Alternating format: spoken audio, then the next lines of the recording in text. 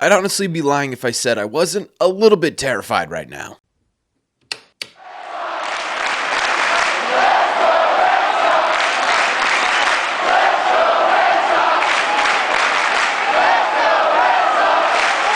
What is going on, everybody? Welcome back to Red Sea Radio. My name is Corbin, and thank you very much for clicking on this video. Last night was kind of an electric game for the Red Sox, right? That was a really big win for this Red Sox team. I mean, Garrett Crochet has probably, most definitely, his worst start in a Red Sox uniform. He got absolutely torched by the Cleveland Guardians, probably put him out of legitimate Cy Young contention, which is unbelievably unfortunate. I'm not too worried about Crochet. I think it was just genuinely a really bad game for him, right? There was no velocity decrease. It was just simply bad location on his pitches, and the Guardians were absolutely punishing him for it. But the Red Sox offense, they said, don't worry, Crochet, you've carried us this entire season. We're going to carry you tonight. You had Ceddanne Rafaela with another incredibly clutch home run, which, by the way, we got to start having a legitimate conversation about the fact that Ceddanne is a much better hitter when he's in center field than he is at second base. I don't know the reasoning behind it. I don't know if it's just mojo or what, but it's clearly different. You had Trevor Story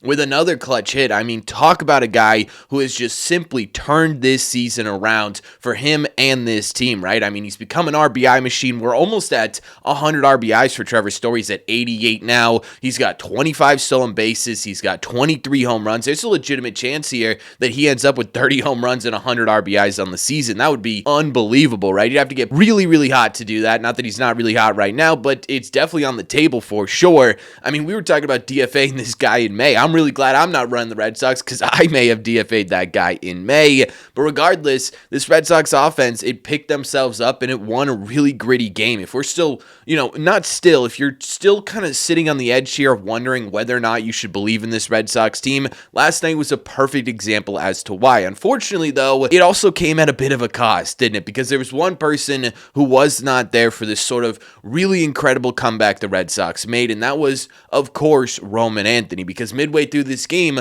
Roman Anthony had to exit. It was on this specific swing right here that I'm showing on the screen right now. He swung and missed at a ball, immediately got off the field and was sort of grabbing at his side and didn't even go into the dugout and try and, see if it goes away. He just went immediately down into the clubhouse to get looked at trainers. Nate Eaton pretty immediately came in and took over for him, who, by the way, did go 2 for 2, so he did help the Red Sox in that victory last night, but it obviously wasn't Roman Anthony, right? And all of a sudden, everyone sort of holds their breath here. We all sit here and we go, oh no, right? Not Roman Anthony. It was initially diagnosed as left oblique tightness. Now, I don't put too much stock into the initial diagnosis by this Red Sox team, right? And it's mostly because they don't have the imaging, they don't have the ability to give a legitimate diagnosis. We've seen it a couple of times this year, like guys like Hunter Dobbins. It was knee soreness, and then all of a sudden he's getting ACL surgery. It was wrist soreness for Marcelo Meyer. Then all of a sudden he's getting wrist surgery, right? Wilyer Abreu, calf tightness. Now he's been out for 20 days at this point, 10, 15, somewhere in that area, right? All of a sudden you're sitting there and you're like,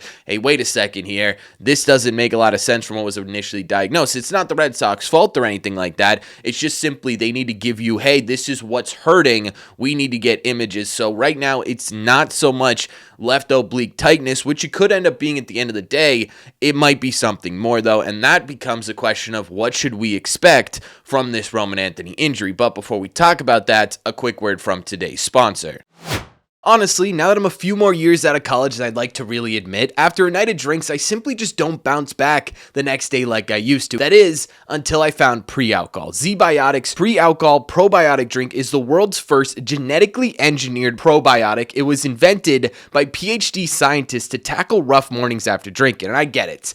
Honestly, I get it. I was a little bit skeptical about this thing at first, but I decided why not? I'll give it a shot, right? I took it my last time out at Fenway Park, and obviously the ensuing evening that came after that. And honestly, the next morning I felt really great. In fact, great enough to record this video just after that next day. So how does this whole thing work? Well, alcohol gets converted into a toxic byproduct in the gut. It's a buildup of this byproduct and not dehydration that's to blame for rough mornings after drinking. Pre-alcohol, it produces an enzyme to break this byproduct down. Listen, baseball, playoffs, football, they're all right around the corner. This is the perfect time of year to either go to a big game, put the game on your couch, and either way, you're probably raised in a glass, right? Just remember, when you do, make pre-alcohol your first drink of the night. Drink responsibly and you'll feel your best tomorrow. Go to zbiotics.com/RSR to learn more and get 15% off of your order when you use code RSR at checkout. Zbiotics is backed with a 100% money guarantee. So if you're unsatisfied for any reason, they will refund your money, no questions asked. Again, remember to head over to zbiotics.com/RSR and use code RSR for 15% at checkout. Thank you very much to Zbiotics for sponsoring this episode. Let's get back to the video. Honestly, right now, to answer the question of what should we expect from Roman Anthony's injury, I don't have one.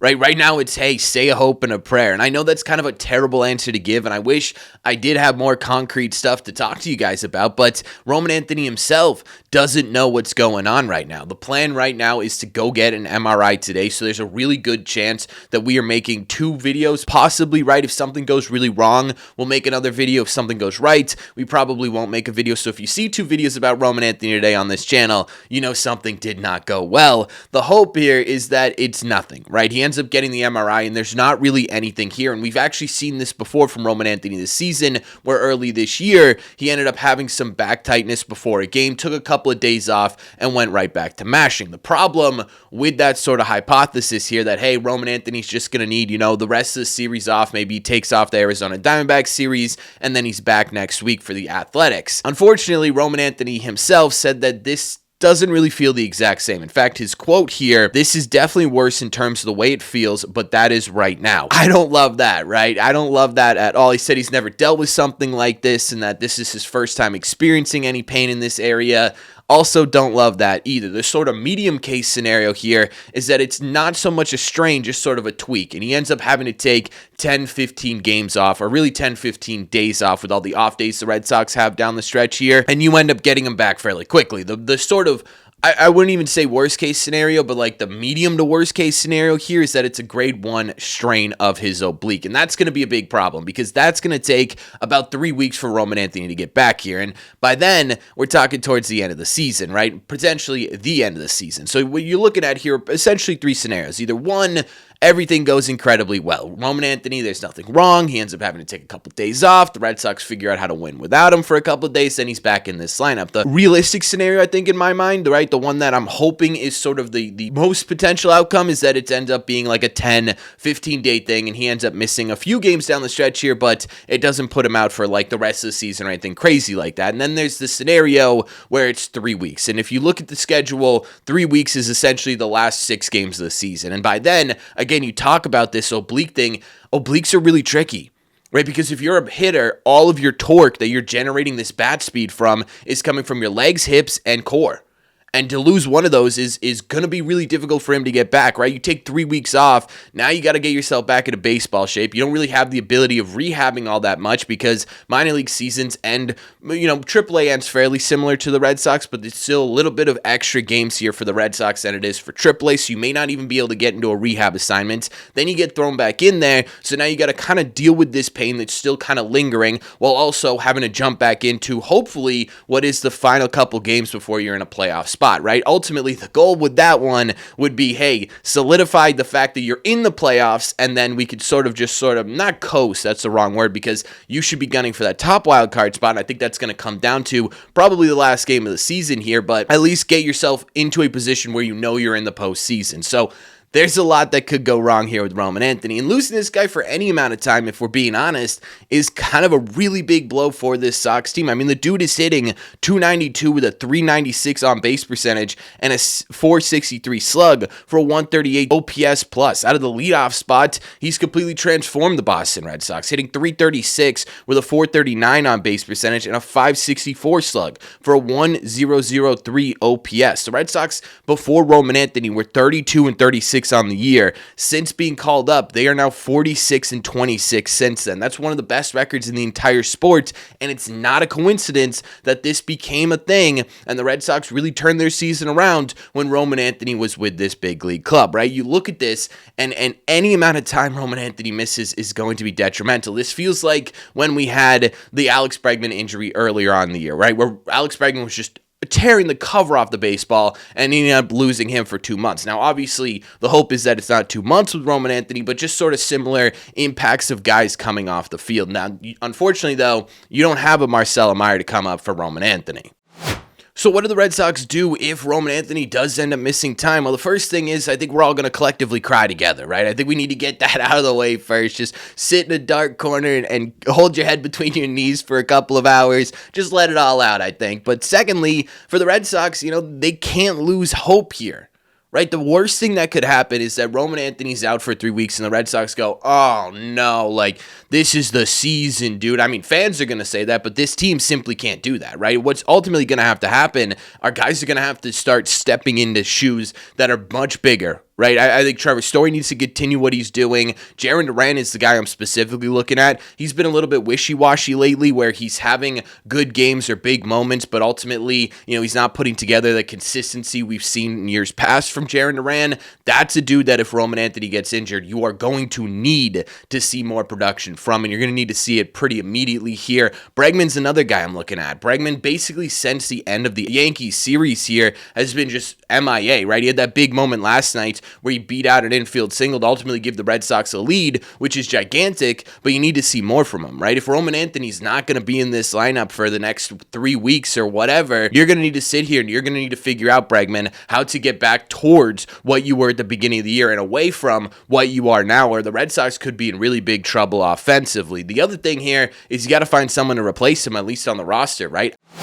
I don't know what the answer to that is. My guess would be one of two players. It would either be Yostinson Garcia or it would be Christian Campbell. Those are really the only two that can come back. I mean, Willier is not really close to coming back to this team. We haven't had a positive update about him in a minute, and that's also a really big problem because it's not like you can just say, hey, Roman Anthony's gone, but at least you can put this guy in who's got a ton of power in his bats, and if he can get streaky hot, he could be one of the best hitters in baseball for the final couple weeks of the season. So in my opinion, it's either Yostinson Garcia or it's Christian Campbell.